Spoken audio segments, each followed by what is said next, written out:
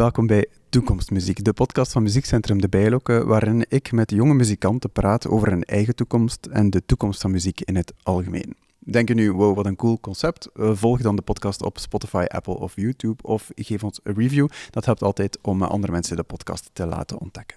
Anyway, wij draaien de klok even terug naar 2001. Ik zat toen in het tweede middelbaar. En terwijl ik ijverig mijn Latijnse woordjes aan het blokken was, met tussendoor wat basketbalpauzes op de speelplaats, moest de Canadese pianist Tony Siqi Yun nog geboren worden. Intussen speelde hij al 2 keer in Muziekcentrum De Bijloke.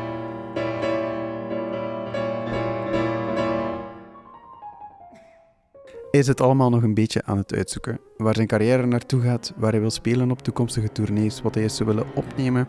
Een ideale gast dus om het te hebben over de toekomst. Tony die was een beetje ziek op de dag van opname, dus de aflevering is ietsje korter, maar laat dat de pret niet bederven. Veel luisterplezier.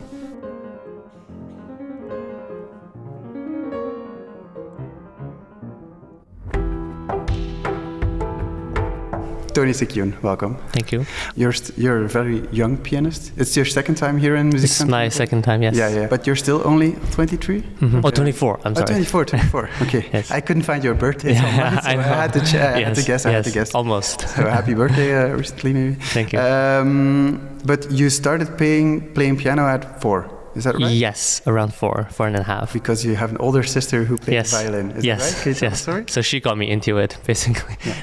Yeah. So my sister, she's a lawyer now, but she started playing the violin, I think, before I was born.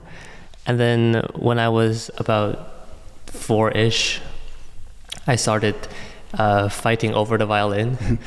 And it was quite bad, and I just wanted something bigger and louder, and I walked past this piano store, and I think I asked my parents to get me an upright piano. Okay, and your parents immediately agreed to have a piano in the house? Well, I don't remember clearly, but they're open to the idea, because they also wanted me to study an instrument, just like my sister did. Yeah. So yes, I was lucky. Yeah. But classical music was something that was in your house? Classical music, well, my parents, no one in my family is a musician, but my parents love classical music. But my sister is really the first one that brought instrumental music into our family. In a way, classical music has been in the family, but not directly. Okay. Does she still play, or? No, well, she practices, once a year, but sorry, but she's a lawyer now, she has enough on her plate. Enough to do already. Yeah. So you picked the piano because it's louder than a violin, but when did you realize that? Bigger, so she couldn't steal it from me. Yeah. But when did you realize that the piano was your instrument, that you had a knack for it? So, an event that I remember very clearly is when I was about 13. I stepped in for a concert. And it was Chopin Piano Concerto No. 1. I had, I think, less than 2 weeks, 10 days, something like that, to prepare. And I was very nervous, of course. But that was kind of my very first real concert in front of an orchestra, in front of a huge audience. I was 13, and after that, I thought, this is what I want to do every day. Yeah. Because this felt so good to share music and to share this and to get applauses afterwards. It's a great feeling. And so it's, once you have a taste of that, it's hard to give it away. Yeah, I think from 13, from that day, it was a November day, I remember. And after that, I just really wanted to be a pianist. But it had to be in there somewhere, because not every 13-year-old is going to say, okay, I want to play piano in front of an orchestra. Well, I kind of have no choice. I had no choice. I mean, I wanted to say yes to the concert. So I think before that, I never really had a big opportunity like that. So I never knew what it felt like. So I'm very thankful also to my parents for, I was 7 or 8. Somebody had to push me to practice a little bit. I'm very thankful for them to have done that. But after 13, it was just me at the piano. And nobody by had to push you anymore. Nobody had to push me anymore, because that's my first taste of what it feels like to be a musician on stage. And then, so that was at 13. At 14, you started at Juilliard? Yeah, kind of, like 15-ish. Yeah. 15. It's quite young, right? And yeah, now I think back, it's quite young, but at the time I felt like an adult. But I started in pre-college division, which is fantastic for many reasons. But so I stayed there ever since. I went to the pre-college program and the college program, and now I'm doing the artistic diploma program. Okay. So I've always been at Juilliard, and it feels like home to me. So almost 10 years now. I think it's going to be my 10th year. Okay, so you know your way around Juilliard by now, by heart. Not really, but it's a very complicated building. But Do you live in New York? I do now. Yeah. Okay. Because you were born in Toronto. I was born in Canada, in Toronto. Yeah. Then you moved to Beijing, right? Yes, actually, I went to Beijing. I lived there for many years, and I went to Dulwich College, Beijing, while I was there. And then I moved to New York at 15, and then I went to Juilliard. Yeah. I found an old interview from 2018. Oh no. 7 years ago, where you said, I need to practice more, to become more patient and calmer, to bring out the real beauty of classical music through the piano. And it may take a lifetime. You still feel that way? Are you still learning? More and more so, I think. I think as musicians, we're never happy. We're never really happy with how we play or what we have achieved musically. Mm-hmm. So we always want to become better musicians, better artists.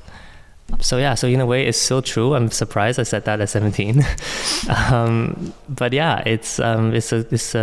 It takes a lifetime, and it's a lifelong work to be a musician. And it's something I'm thankful for, because music has been my friend, and I know it's a very good feeling to know that music can still be there when I'm, however long I live. Yeah. So that's a very good feeling. You practice many hours a day? I've read something about 4 to 7 hours. Is that still true? Or? I think that's a little bit outdated. I think I practice a little bit more now. More? Okay. Around 7, 8. Yeah, but not on tour when you're not at on home. tour. Yeah. On tour, it depends. Sometimes I don't have a piano. I don't have easy access to a piano. Yeah. So if that's the case, I might practice a lot in one day while I have the instrument. Like today, I've been traveling all day, so I never had the chance to practice. But when I don't have a concert, 7 or 8 hours. Okay. Can I ask, what do you practice? Is it studying something new, or better understanding something you already know, or? Well, there's definitely the element of learning something new, like learning new pieces. Yeah. And that's very straightforward. I think just you have to learn the notes first. Yeah. You have to know the tempo, you have to know the structure, and then once you have the piece, that's where the real kind of work begins. Like when I prepare for a concert, then I want to make sure I know exactly what I want to achieve in concert, because you have to kind of have a blueprint. Of course, you leave some freedom for the concert. That's always what inspiration brings you on stage. That's what makes a concert special and individual and personal.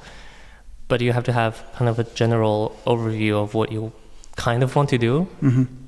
And that takes time to mature, to kind of marinate, and to become part of you. So on stage, it becomes natural, it becomes evolved, it becomes kind of planned. Structuralized, maybe, how you know where the end goal is. And yeah, exactly. It becomes inspired on stage. Yeah. And that's basically what I practice. Of course, there are very difficult passages that it's just technicality that you just have to do, technical things. But mostly it's about music, it's about the structure, it's about the pulse, it's about the tempo. Everything has to make sense. Yeah, to really understand the music is what I spend the hours practicing. Here in the Bijloke, you are performing a program with, I think, Berio and Bach and Brahms, and last time you had Beethoven, so all the Schumann, I think, last time. And Schumann too. How do you pick the repertoire for a recital? Because there's so much piano repertoire. Yeah. Well, we're lucky that there are so many piano repertoire, so it's quite easy to pick the ones that we love. Yeah. For example, when I travel, like today, I would listen to many new music, meaning the music I've never really played. It can be anything from Brahms to any contemporary music or Bach. So it's actually a very fun process to come up with programs, and it always makes me excited to envision the excitement and the inspiration that it might bring to me and the audience when this program can finally be played. So I just pick the pieces I love, and I think it's very important for a program to have a storyline or a backbone of some sort, not just different pieces, or might I say random pieces kind of put together. I think it's very important to have kind of a structure in the program.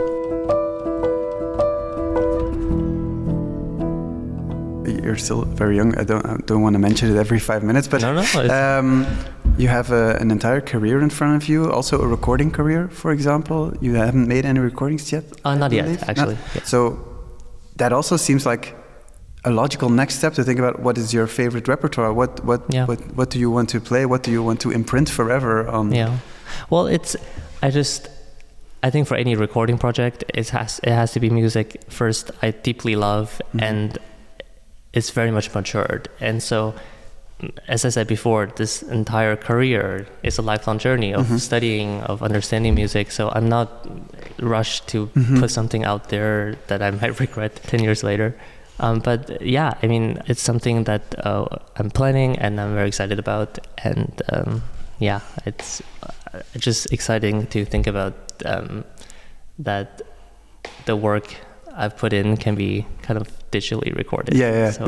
Your career is starting off. I think you've been touring for a couple of seasons now as a recital pianist, but also as a soloist with orchestras. You've been on tour with Canadese, am I right?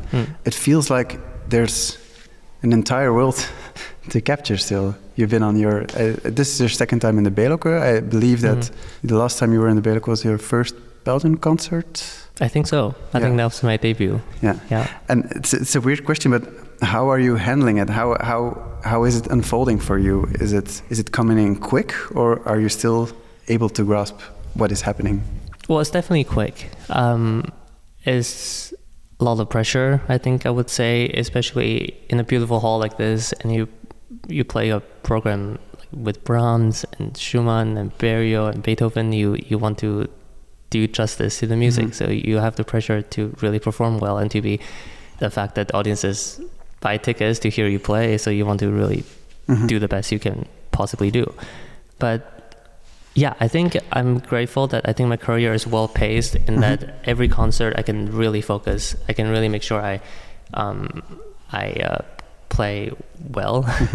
And I haven't had the experience yet where I go to a concert and feeling really unprepared, and which I think is a very not the best feeling. So I'm quite happy with where things are, and I'm very excited for many debuts to come in the seasons ahead. I've been using the word exciting for quite a few times, but that's I guess exciting. The key word. If we look into your career, do you have any goals that you set for yourself? I want to be there in 10 years. I want to be there in 20 years. Have you set goals for yourself? Surprisingly not, actually. My goals are the rep I want to play. For example, certain reps I want to play by 2027 or 2028.